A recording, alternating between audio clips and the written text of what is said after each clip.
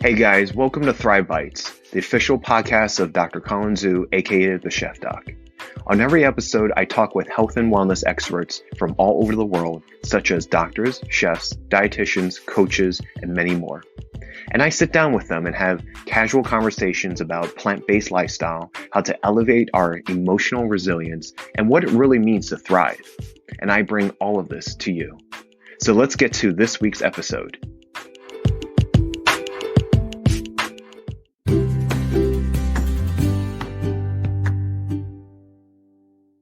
Okay, guys. Well, welcome to another episode of Thrive Bites. This is the new on-air live with staying well amongst COVID-19. I am here with the lovely Lily Correa. Say hi to everyone, Lily. Hi, everyone. How you doing, Colin? I'm doing well. I'm so excited that you're here. This is a very interesting time. So, this calls for interesting measures. And the purpose of this, for those in the listening audience, I'm Colin Zhu, the regular host of Thrive Bites, which I'm very happy that we're back with season 2 and ending that season, but still going with the current on air, staying well with COVID. So we're going to have various different guests, such as Lily, Chef Lily RD, to be able to give their perspectives on our current events and pandemic. And you have a very, very unique story, and you're also calling from a unique location. So for those of you who don't know who she is, Lily has graduated from Loma Linda University, 2014, obtained her master's in public health, with a concentration in nutrition. She's worked as a registered dietitian, and she's a bilingual health educator for the Preventive Medicine department at Kaiser. Moving to moving to New York, where she's currently at, actually. And she's trained at the Natural Gourmet Institute. So we are fellow culinary colleagues, and she really is passionate about plant-based nutrition. And so how are you doing? Tell me what's going on, and tell me, exactly where you're calling from. And let's start off with that. Great. Well, happy to be here, Colin, with you. And I'm calling in from New York City. It is about 5:30.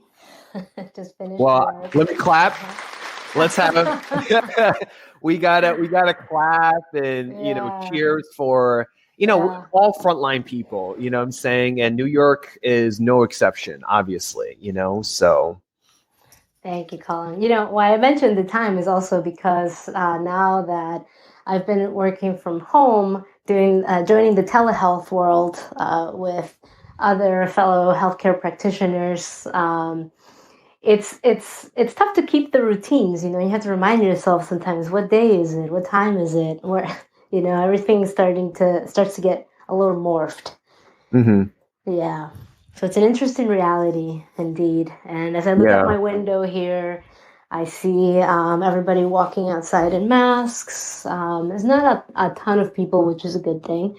Mm-hmm. But I'm happy to see that people are abiding by the recommendations to wear masks. Yeah.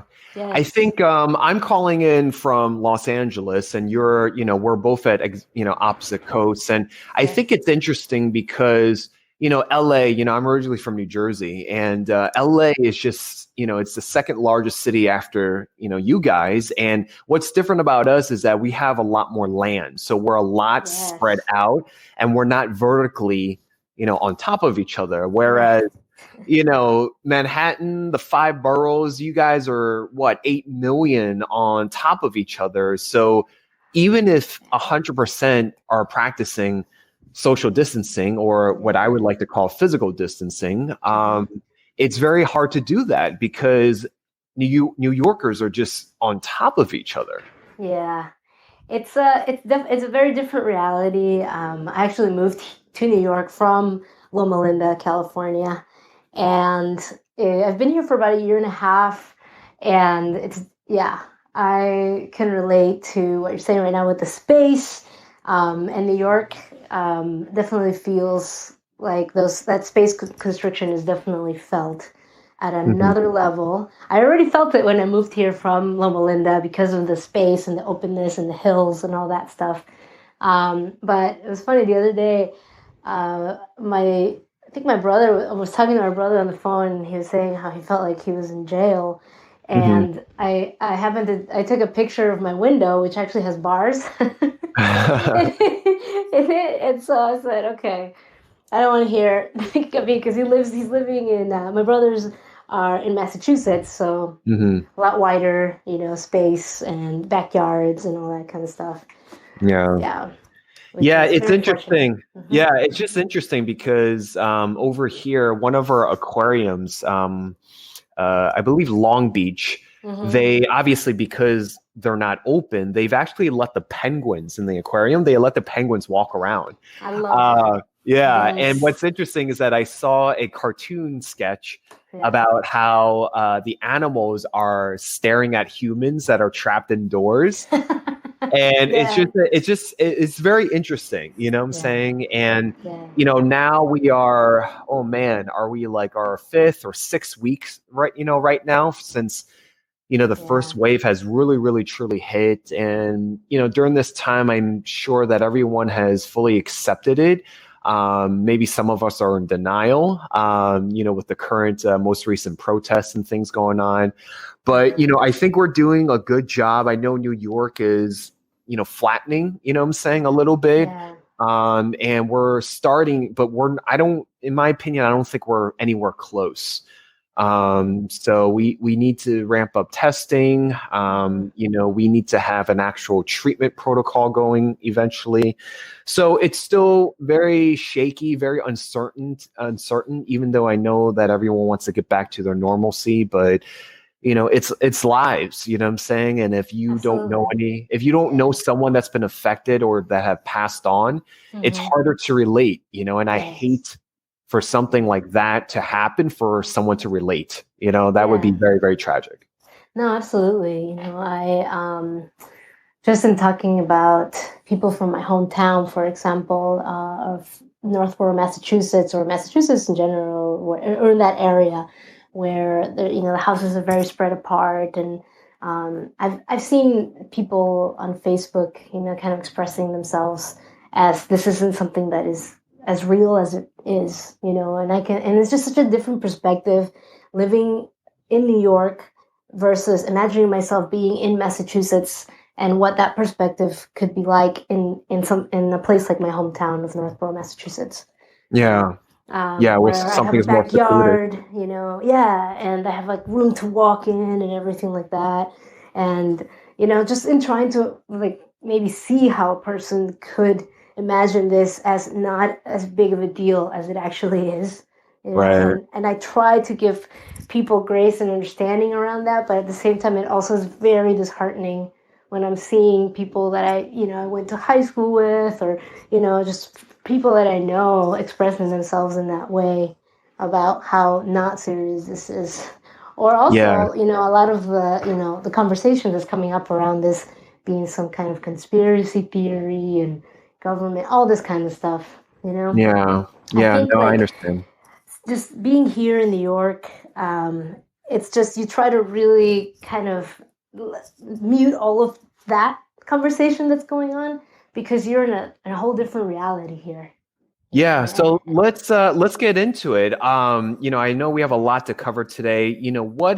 Let's start off by sharing, tell us a little bit about yourself and how you got into the world of food and nutrition and, doing what you're doing right now. Yeah. So nutrition or food, is actually something that I grew up in Lima, Peru. And I don't know if you know this about Peru, Colin, but it's got a very rich culinary tradition. Very food culture is huge in Peru. It actually has had the distinct honor of being awarded the world's leading culinary destination for 8 years in a row by the World Travel Awards. I'm very, very proud about that. because Definitely. it's a cool thing, just thinking about all the people that I've taken to Peru, my friends, and like all the food that we've had. It's really like a food tour when you go down to Peru because there's just so much diversity. And so, yeah, Peruvians on the whole very into food. So my background, in loving food, I think largely comes from there, or being interested in food. And my grandmother and my mom are both amazing cooks, so huge influence on me on the food front. Lots of homemade food all the time, and that's how I grew up.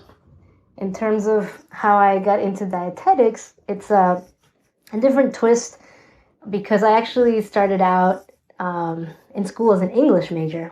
So I went all the way into having a master's degree in English and being having a professor status at a university when I discovered my love for nutrition. So, but I was always interested in like nutrition as far as in the angle, for example, of sports performance is really where my interest like peaked around nutrition, because I grew up Seventh-day Adventist, and as a religion it's a religion that has this health message for vegetarian, as on the nutrition front, right? So it's like a whole living type of thing. So it's exercise, nutrition, spirituality, all of that in terms of living like your fullest and best life. But the nutrition part of it is what I saw really highlighted in college. So I played volleyball in high school and in college. But when I was playing in college, I remember that I was playing alongside athletes who had grown up vegetarian and were vegetarian all their lives. And at a time when, in the sports performance world, the vegetarian athletes were really like that diet was considered inferior in terms of performance. A lot of stuff was being published, or the conversation around, a plant-based diet or vegetarian diet in this case, was really seen as, not up to par. So, but what I observed is that the athletes were performing just as well. Vegetarian athletes would perform just as well as their counterparts. So there wasn't any difference. So it made me really, it just, planted those seeds in my head, kind of thinking about it. And so exercise, health, was always into it. And then fast forward to after I was done with school with English and then teaching at Andrews University in Michigan is when I actually, as part of the faculty benefits, they let you have a education course, right? So I took a nutrition course because I was interested. And after that, I just totally fell in love with nutrition. And I realized that while I really enjoyed English and my time with it and the subject and all that stuff, and I actually loved it, I didn't love it as much as I did nutrition. So I really discovered this whole, like, it's almost like I was teaching the wrong subject type thing. And so from that year of teaching, I decided to pack my bags and move to Loma Linda because I was really interested in vegetarian nutrition. And as you probably know, Loma Linda University specializes in vegetarian nutrition for their dietetics programs. And so I, my dad and my brother jumped in the car with me with all my stuff from Massachusetts. That's awesome. And they helped me move into Loma Linda without even being accepted into the program. But I just knew, I did my prerequisites. Wow. I had to do, the whole 360 of, taking microbiology and biochem and organic chem, all those, A&P, everything that, I just needed to do the prerequisites. And then, thankfully, I was accepted into the program 6 months later. And that's how my dietetics journey began at Loma Linda University. Yeah, definitely. Yeah, that's an awesome background because you have the cultural aspect, you have the country of origin, growing up with that religion, for most people that don't know, they're more familiar with it because of the association with blue zones, right? And how blue zones have become very popular over the years, and that's how the spotlight for that area has grown to be. I actually have been on that campus, and it's a beautiful, beautiful campus. Beautiful. And I have colleagues that go through there, so it's a great place. I would imagine it's a great place to be trained in as well. So. No, I was gonna say it was definitely an amazing place to be trained in because of the emphasis that Loma Linda has on missions.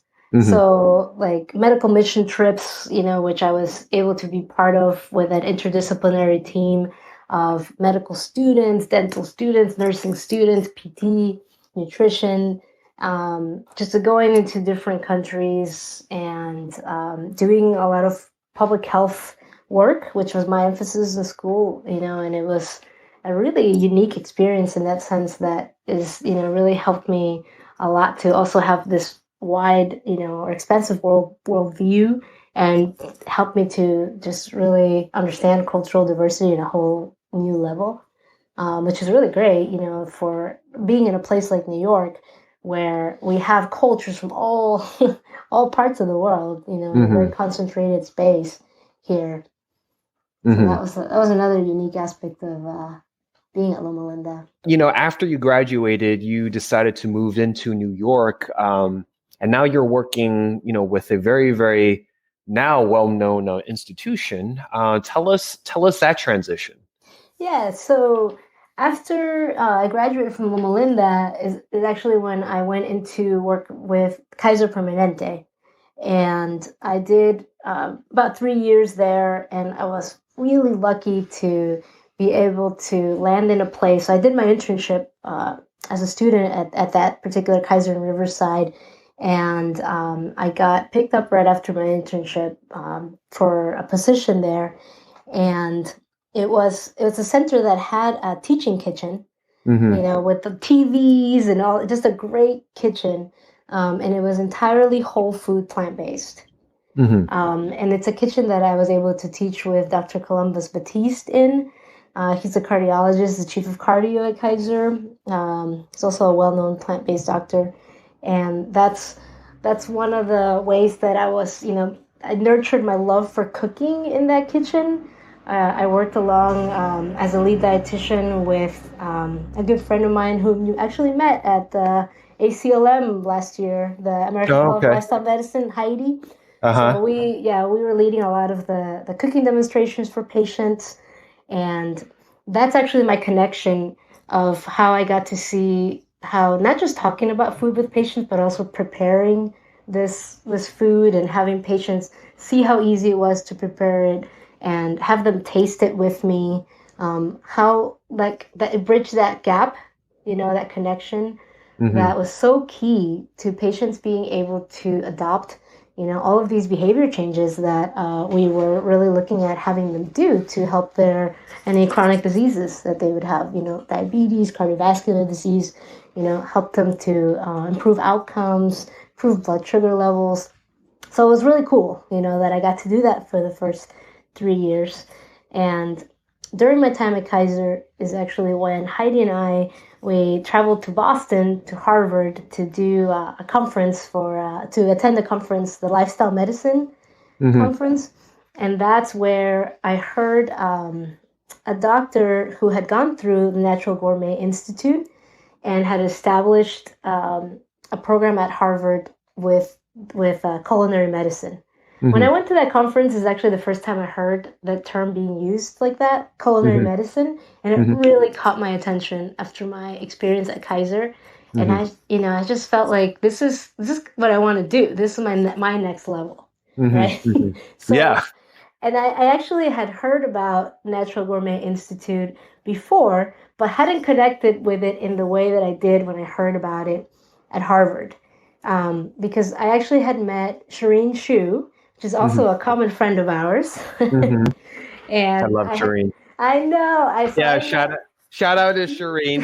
She's on my season 1 of Thrive Bites, so she's great. Absolutely. So I actually ended up meeting Shireen in one of my internships at Whittier Hospital. And we really hit it off. We kept in contact. We obviously still friends to this day. And she had, she went through the Natural Gourmet Institute program, so she had talked to me about it. And then when this doctor years later mentions this, it made all of this connection. And all of a sudden I thought to myself, I feel like this is my next level. I need to, move to New York and attend this culinary school so that I could enhance my practice as a dietitian, right? Mm-hmm. And have that, make that connection like more solid. The one that I saw with the patients, preparing the food with them, teaching them how to make it, and all of that. Mm-hmm. So what was unique about Natural Gourmet is, since you graduated from there as well, is that it was an 85% plant-based program, which really focused on food. Like, it's a health supportive culinary program, which is rare. Rare, very super rare. Yeah. This was in the 70s, right? Yeah, when founded by Amarine Colbin. Mm-hmm. And when we think of culinary school, we think of techniques that are grounded in the French tradition, right? So a lot of butter, a lot of eggs, a lot of sugar. Yes. But this was total. But this was very different. Hey guys, we're going to be taking a short break, but don't go anywhere. We'll be right back.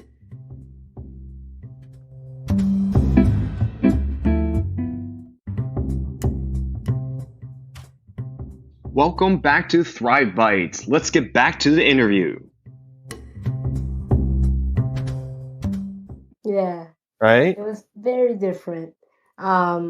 We were just talking earlier about we were trying to remember the 7 principles of food selection that are like the foundation of the school. Yes. It's really an awesome concept that, like, I think we continue to carry into our lives as both of us as practitioners, right? So the 7 principles of food selection being food being whole, right? And it's thinking of food as like a package, right? Mm-hmm. In its whole form, right? Mm-hmm. As opposed to like any singled out nutrients. Mm-hmm. So that's the which we commonly do, right? When we think of food and nutrition, we immediately think, what are the carbs? What are the protein? Like how many calories? Right. But food is not like that. That's not how Mother Nature. I mean, that's how we read it, and that's how we understand it better. But that's not all it is, right? Absolutely. So like that just makes so much sense, right? Whole food as whole foods, instead of their parts, just the key element to optimal health, right? The whole greater than the sum of its parts. Then we talk about the seasonal produce, or seasonal fruits, vegetables, and how like when they're in season, you can taste the difference, right? Yeah. And then buying local, so something that's local produce, which tastes better, costs less, right? Mm-hmm. Less of a carbon footprint. Yeah, less of what we call food mileage that it needed to travel in. Yeah. Right. Right. The 4th principle was the traditional. Mm-hmm. So just really looking at how our ancestors ate foods. Or in our case, maybe I'm saying my grandmother or my mother, how they were both really great cooks, and the foods that they brought me up with. Balance is another one, which is a huge concept that that's something that for me is something that I talk about with my patients all the time. Mm-hmm. That's like the signature concept of balance. Definitely. Right? Definitely. Just really looking at that balance of proteins, carbohydrates, fats, all the macronutrients. Yeah. Or just food groups. I mean, our standard American diet is very heavy on animal products, the fat, the high, calorie density, and it's just, I just released Talia Pollock's episode, who's a classmate of ours as well, common colleague. And, cool. She described it as crap food that everyone's eating. So it's chemical, refined, what was A? Process was P. A was artificial. Yeah. So, and that's what we're eating. We're eating food-related products as opposed to actual real food. So go ahead. No, that's awesome. I love that acronym. Yeah, and number 6 was fresh, right? Mm-hmm. Full of life energy, minimally processed as possible, free of chemicals, additives, all that kind of stuff. And the last one, very important, delicious. Mm-hmm. Right? Healthy food that provides nutrition, and when it's delicious, it does what food is supposed to do. It brings that source of great pleasure. It brings the togetherness, the sharing Mm-hmm. of it, the enjoyment, Yeah. right? Yeah. So such great, simple concepts Yeah. I love it. that I love it. yeah. And so as a dietitian, and as a dietitian who also practices a whole food plant-based diet, um, I this school, the mission, the foundation of it just really aligned, with Mm-hmm. the type of culinary background that I wanted to have. So I prayed about it a lot, and it felt to me, that God was just saying, this is your next step, and in my career, Colin, in my, in all of my professional life, I've always let myself be very guided to by God. So for Mm. me, again, growing up Seventh-day Adventist is something that as an adult I chose for myself as well.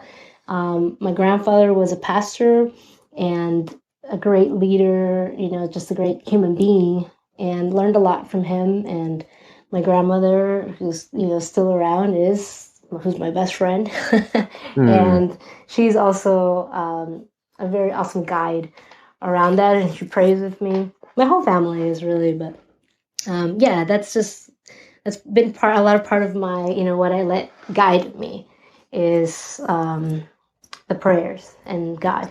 So I really felt like, yeah, coming to New York was the next step for me in my career. And once I finished culinary school, and I was interning at ABCV, that's when there's an email that came out about this plant-based lifestyle medicine program that was going to be a pilot here at Bellevue Hospital Mm-hmm. in Manhattan. And the email that Dr. Michelle McMacken actually sent out was to the Academy of Nutrition and Dietetics. There's a vegetarian nutrition practice group that Shireen was actually involved in and a part Mm-hmm. of. I wasn't. so so Shireen actually was the one that forwarded me this email from Dr. McMacken. Mm-hmm. And she said to me, this job was written for you. You have to apply. Mm-hmm. Mm-hmm. So I had no intention, no plan of staying here in New York. But yeah, when Shireen sent me that email and I looked at what the program was going to be about, I mean, it was going to be to acknowledge the nation's first plant-based lifestyle medicine program in a safety net hospital. I thought, man, this is really something innovative and amazing that I Mm-hmm. just want to be a part of.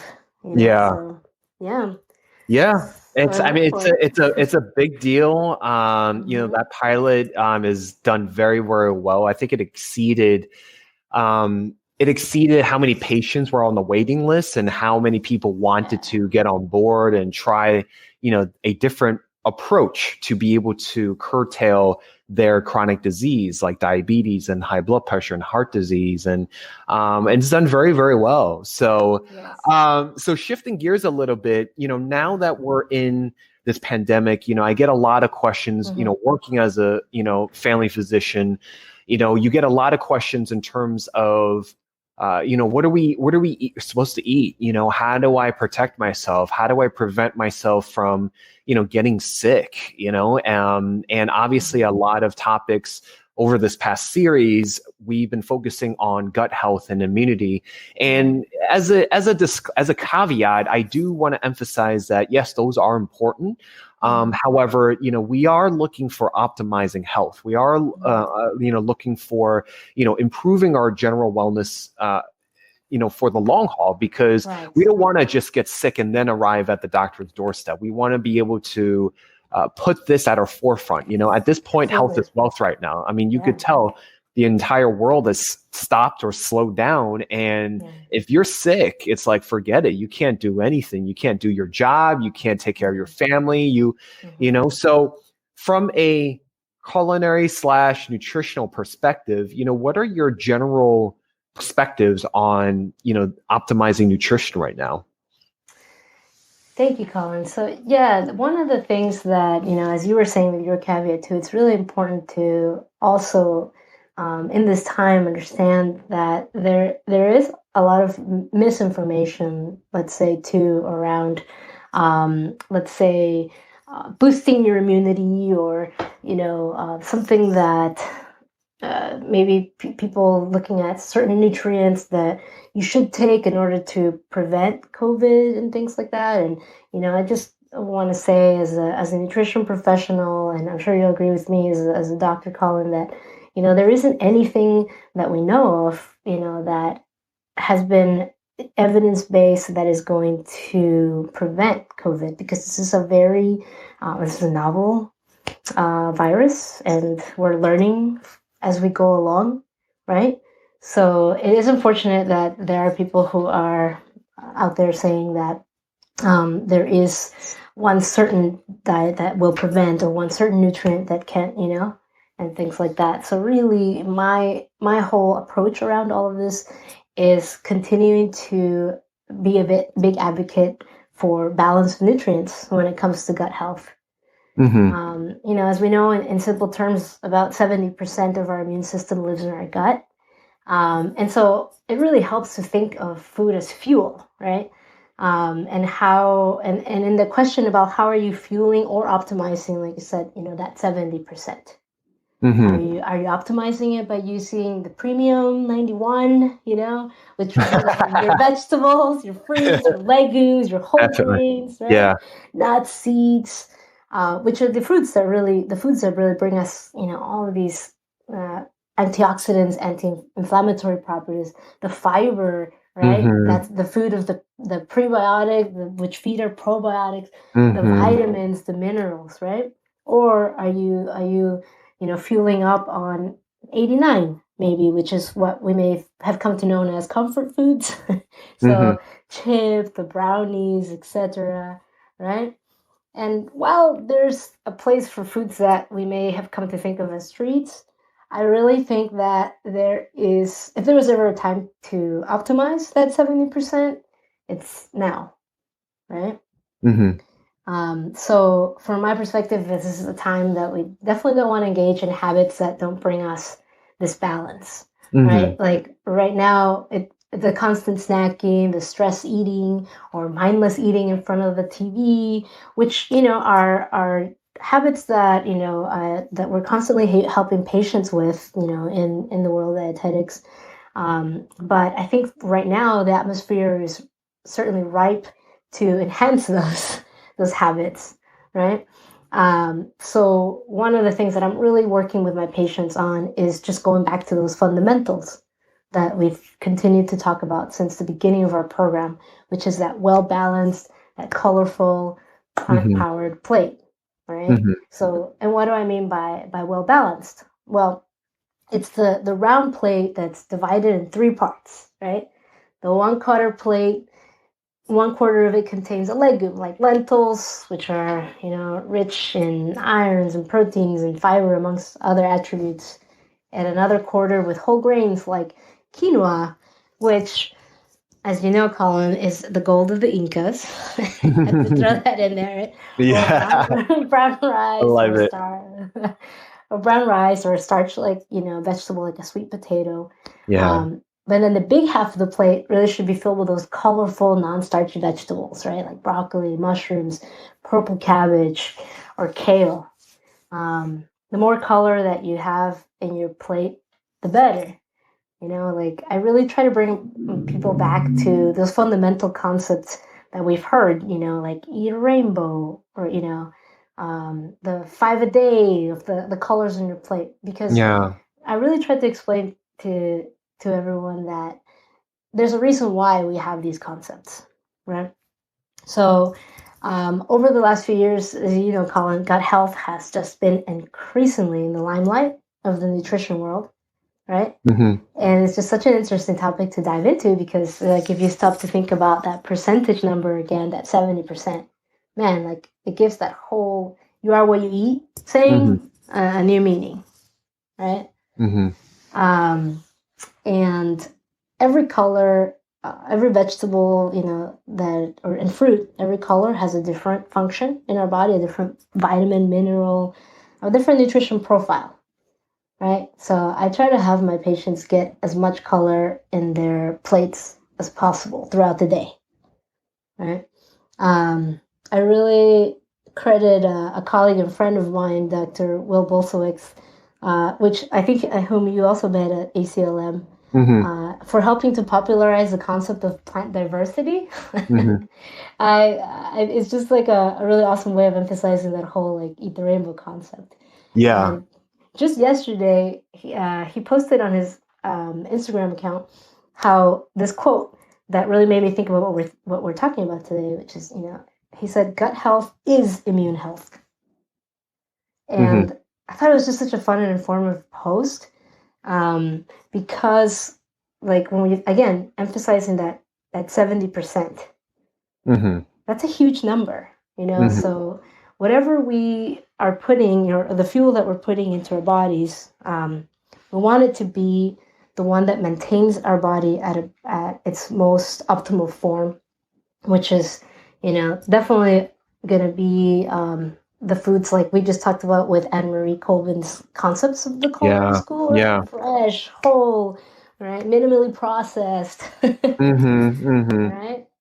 So, Um, Yeah, it's great. I mean, there's so each one of every topic you mentioned, we could have, literally another episode or another, session about it. And, yeah, obviously we don't have the time, but the thing is mhm, that it is important to do simple because for those that are not healthcare related or haven't taken a nutrition course, this has been going on for decades and decades and decades. And the reason why it's important is because we all eat. We all have to yeah, eat. It's one yeah, thing that is a necessity or mhm, essential, like we're in the pandemic world and, it's like, these words, these concepts of essential. What is essential? What is not essential?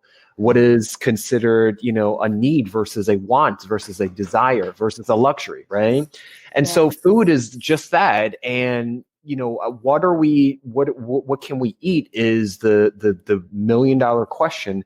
And to make it simple is, we do our job to educate, train, and go through all this to really break down the minutia and to be able to translate it and decipher it to simple explanations and statements like you just, like Lily just mentioned, and be able to convey that, what I'm saying? mhm, So mhm, eating the rainbow is important. mhm, Doing a variety, mhm, portion sizes, mhm, where you source it, how you buy it. yeah, These are really, really important because if we overcomplicate things, mhm, it will deter us from having sustainable behavior, routines and yes, changes and routines for us, and lifestyle. So it's yeah. super important. Absolutely. And I think just having, going back to those fundamentals and having those simple concepts in mind is really important, especially at this time, because like there's so, like one of the key things that I'm working with patients on right now too is just maintaining routines. Very Mm-hmm. simple. Again, fundamentals, because I mean, there is so much going on right now in the world, here in New York, so many like things to distract you, the news, the tweets, there's just so much, right? And so when we start, for example, if we're used to eating at a certain time, like we're working and now we're working from home, some of us. So if I have breakfast at 7 usually and lunch at 12, then dinner at 6, all of a sudden, my schedule starts to get interrupted. I start to create habits of, you know, eating at uh, 10 a.m., eating at 9 Right. p.m., right? There's all these Throw things that just throws start throw something off. yeah. And then, and again, it just starts to like take ourselves off of that, that balance. Our body always wants to get back to homeostasis, right? And so the balance is just a really, really key concept to keep Mm-hmm. in mind. Yeah. Routine, balance of time, and what you eat, what you put on your plate, the colors, all of the things that, we already know to do are the things that I just constantly work on reminding my patients and myself on, Hmm. Yeah. Yeah, during this definitely. time. Yeah. Yeah, I mean, that's super important, especially for those that are unable to work from home. Just having a routine of working around the house, taking care of your family, getting Mm-hmm. groceries. Mm-hmm. It's important to, in a way, kind of stay sane and Mm-hmm. maintain that emotional status and balance of ourselves once we have Yeah. that structure, because we are so used to it Right. having it outside of the home, but now we have to create it. And that Yeah. same concept applies to meal preparation, knowing what to make, how Mm-hmm. many days do we need to make it for, and for who, etc. Right. So, hey guys, we're going to be taking a short break, but don't go anywhere. We'll be right back.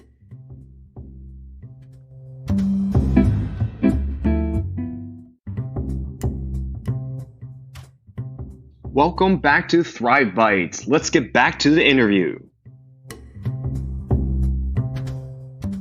Shifting gears a little bit, I want you to go into this really, really briefly about the role of the dietitian for inpatient care. And what I mean by that for the general audience is, registered dietitians is not just about one-on-one counseling.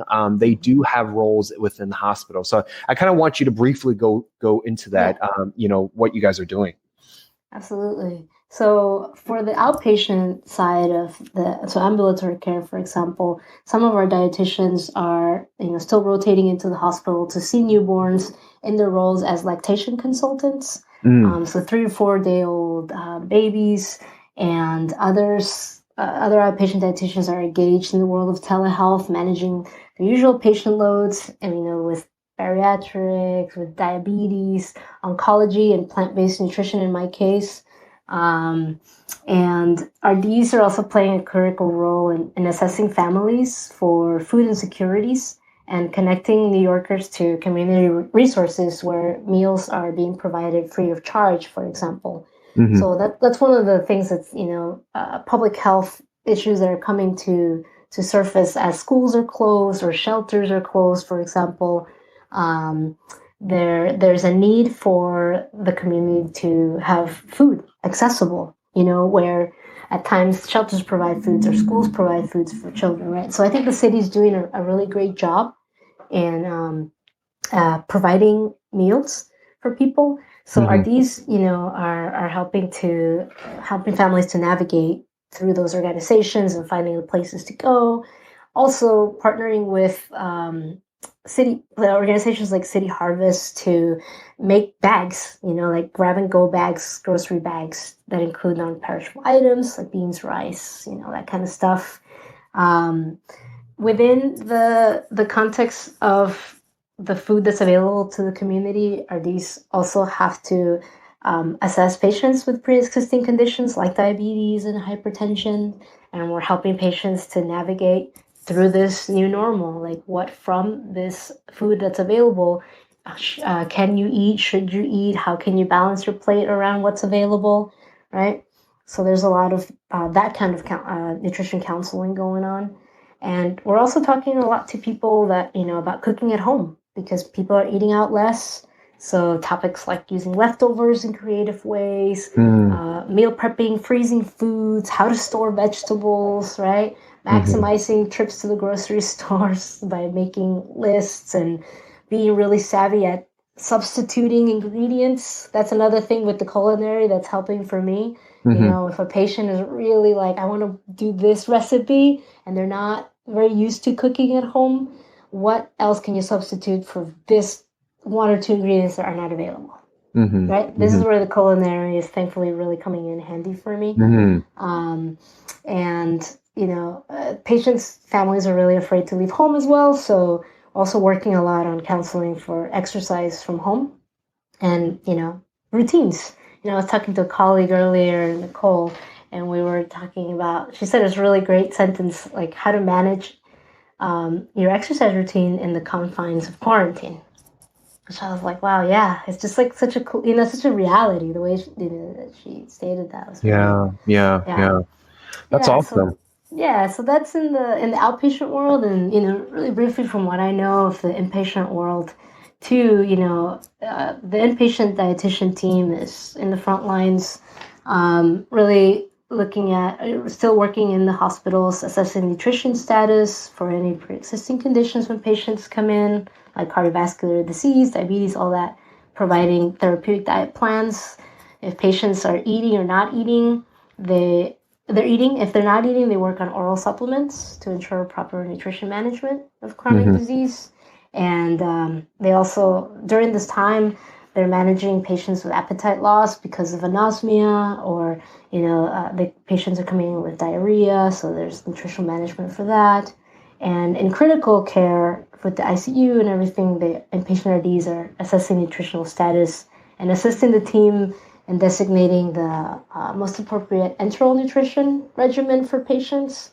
So with COVID, they're seeing a lot of acute hypoxic respiratory failure and acute kidney injury, and so there's making sure patients are receiving appropriate tube feeding regimens for Mm. maintaining that proper nutritional and hydration status, of course. Mm, yeah, that's awesome. Yeah, thank you for Yeah. sharing that because, we do get a lot of healthcare professionals and, dietitians and up and coming dietitians, dietitians as well. So it's important to kind of lay out, what we're experiencing. We're, coming close to a close right now. And the last thing I want to talk about is, I'm super, super excited to hear about the initiative that you have started or created, that you are wanting to feed the frontline for, New York City, healthcare workers. And, they are literally our superheroes. What I'm saying? We are, we're in a very interesting position where we're considered the front line, what I'm saying? And it used to be what we think of it as more of a military concept. Now it's literally you're fighting an invisible war, so it's a very, very interesting concept. But tell us what you're doing. So ever since, I rotated out of the hospital to start doing the telecommuting, I thought about just my team, and how my medical team now from my clinic is rotating through inpatient wards, working the 12-hour shifts, like you were saying, in the front lines, or whether they're holding down the fort in outpatient clinics. And all I wanted to do is just make them food, because as we've had this whole conversation about, what food means in a time like this, it can mean like hope and nourishment and, health supportive to make it through a 12-hour shift, for example, one of the things like I really understood in the mission field at Loma Linda is feeding the team is essential, how you feed the team, right? So I just really have been wanting to cook for our frontline staff. And I was lucky enough to connect with the Brooklyn Borough President's office. Yes. Through a friend, Rachel, who connected me to the chef at Greedy Vegan Kitchen in Brooklyn, Letitia. And so it's really cool because there's been a lot of restaurants, a lot of places who've had, this same idea of wanting to provide food for the frontline workers. And so for us, of course, our idea was that we really wanted to provide this plant-based, whole food, plant-based food, the antioxidant filled, everything we talked about, right? So we partnered together to have this initiative, and we were able to make, with the help of volunteers, 200 meals that yesterday we actually delivered to Woodhull Hospital. And Brooklyn Borough President Eric Adams was there with us to Shout out to Eric Adams. Yes, he's a great guy. It was so cool, to be able to do that because it was a menu of jasmine and wild rice mix with chickpeas and portobello mushrooms and broccoli and peppers, rainbow peppers. So all those colors, right? All of that, everything that we talked about. Mm-hmm. But what makes that optimal 91 premium in a bowl. In a bowl, I love it. Yeah. So it was super cool, to be able to, and of course, the main ingredient being love, right? Yeah, Like yeah. that's something that we're continuing to Why is that have as an important? initiative. Because I know you have a very, very strong, wanting to push that. Like, why is that important? Why is the love concept important here? Personally, for me, that's one of the, I think, main ways that I express love is through food and cooking. It's like you put so much of yourself into a dish that you make.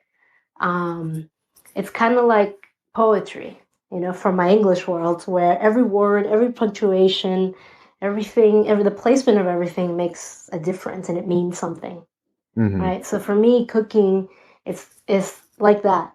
Every ingredient, every spice, right? Every portion, every flavor, everything means something, Mm-hmm. from that culinary perspective and also from the nutrition perspective. So there's just like so much synergy of what comes together in that Yes. plate for me to be able to, and I just imagine myself handing this food over, to a tired and weary team, Mm. and it bringing them life, you know, like food, So, food, so what food was their brings what was life. the reaction? What was that reaction? It was awesome. Like people were standing in line, practicing social distancing, of course, but they were standing in line waiting for the food, and when we walked in to deliver it, they were clapping for us, and it was just so humbling, to have these health heroes, who are working the 12, the 18-hour shifts, clapping for us, you Mm-hmm. know? It just feels like that, like that little starfish story where Mm-hmm. just, one plate of food can, it's just us showing the appreciation, it can bring that love and Mm-hmm. say, like, we thank you. You mean so much to us. We're here for you. We're thinking of Yeah. you, you Yeah. know? Yeah. And that couldn't have happened through your tireless efforts of, working with another, chef colleague and the kitchen and the food Yeah. prep and, getting donations and getting volunteers to be able to cook together. What is the next event? Because I know you have something coming up next week, right? We do. So next week we're getting together to do it all over again, and we're going to be delivering to my own hospital at Bellevue. So I'm really excited that it feels like getting to fulfill that dream, Awesome. that I had of being able to feed my team, feed the Awesome. troops. Awesome. Yeah. Awesome. Do you have a link set up yet or anything where anyone that's listening in that's willing to contribute, donate, anything like that right now? So how we were doing this is just really through Greedy Kitchen's Instagram. Mm-hmm. So they're at Greedy Kitchen, GREEDI Kitchen, and I'm sure you'll have that also in your notes. I have a message about it in my own Instagram profile as well, Mm-hmm. which is at LilyC_RD. Mm-hmm. And what Yes. about for the upcoming event? How do people contribute to that? So for the upcoming events, I am actually coordinating the volunteers, which I think we actually have our volunteers already all set. Mm. So it's really exciting to already have a team in place and to just get in there and repeat or do it again. Yeah, you know? yeah, that's Yeah. awesome. Well, I can't wait for, the press to showcase that and to just really cause a ripple effect. This hmm is the reason why I do this podcast and this series is to create a ripple effect of, informing, educating, and inspiring, others to go out and do their own thing. And Yeah. that's what we want to do. We want to create a ripple effect of, feeding the front lines, for example, in this case, in other Yeah. hospital systems, we need to get on board and do that as well. Yeah, so I love it. This has been great. I really, really thank you for taking the time out to lend your stories, talents, and doing what you're doing. Keep up the good work. I definitely want to cheers. To your work, and obviously, your team's work and everything like that. And, we're just going to truck along, but we're doing this together, and that makes it that much more fortifying. So definitely check her out. I will leave the show notes. If you guys didn't get to listen to live, we will release this later on, and definitely, stay tuned for that event that's coming up in Bellevue. And thank you so much, Lily, again. Thank you, Colin, for having me. It was super fun. All right, guys, this has been another On-Air Live, Staying Well Amongst COVID-19. Please check us on our regular season, season 2.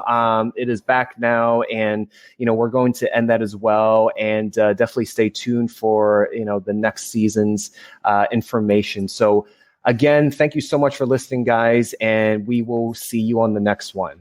Thanks, Lily. Thank you, Colin. Hey guys, that was another episode of Thrive Bites. If you like that episode, please subscribe and follow weekly for new episodes. And don't forget to rate us on Apple Podcasts.